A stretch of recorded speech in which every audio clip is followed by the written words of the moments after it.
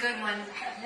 Well, you've already kind of addressed it in a couple of the other answers, but I think it's so important, and I haven't heard enough of this in your campaign, so I'll ask it again. So, as the chief executive, this behemoth, mammoth, federal bureaucracy, administrative state, what challenges or problems do you anticipate, and what do you plan to do about it, and how does your experience as the governor, which you started with, how does that really show us that you'll be able to succeed in that? It's so challenging, and how does that translate to the federal? It's not just about the policies, but how you actually execute.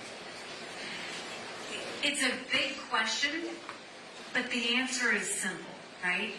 First, all of you should remember, America has an amazing ability to self-correct. We've seen it happen many times. Sometimes you have to hit rock bottom to know where up is. We're there.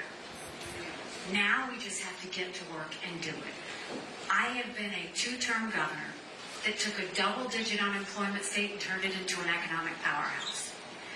I was at the United Nations. I didn't negotiate with one country. I negotiated with 193. I know what it's like to negotiate with China, Russia, deal with Iran and North Korea. This is a time where you need a president that can go and deal with both, that knows what the states are going through, that know what the enemies of our country are trying to do to us, but someone who's led something. That's the biggest thing, is you've got to have somebody who's led something. And we will not waste any time in doing that. I went through a myriad of solutions on different issues. But the biggest thing we have to do is we've got to get this primary right. Joe Biden's strategist, last week it was in the press, his strategist said, the only person we're worried about coming through that Republican primary is Nikki Haley. Because he knows I'll stomp him.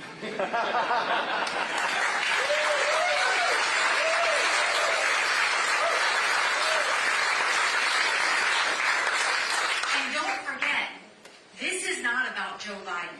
This is about electing a President Kamala Harris. That's what's going to happen. There's no way Joe Biden's going to be 86. We all see it. This is about the fact that you think it's bad now. This could get so much more worse. But we can do this. I know we can do this. And to give you a little bit of history, when I told you I ran against that 30-year incumbent in a primary years ago, people laughed at me. And I got to work, and I earned their support, and I won. When I ran for governor, I actually ran against a lieutenant governor, an attorney general, a very popular congressman, and a state senator. I was Nikki Who. I had the least amount of money in the bank. I was 3% in the polls. And I worked South Carolina like no one else, and we won. When I got to the United Nations, they said I didn't have enough experience. And I got to work and took the kick me sign off of our backs. And America was respected again at the UN. I have been underestimated all my life. And it's a blessing, because it makes me scrappy.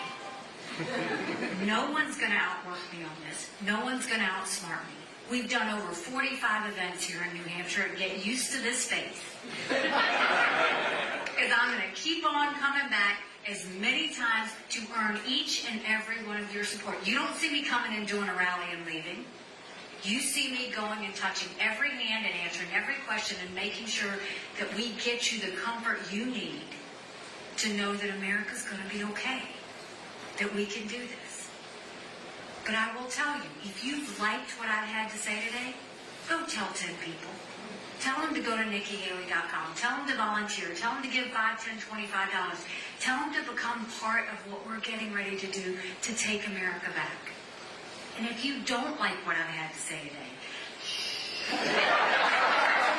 just don't say anything and don't tell anyone you were here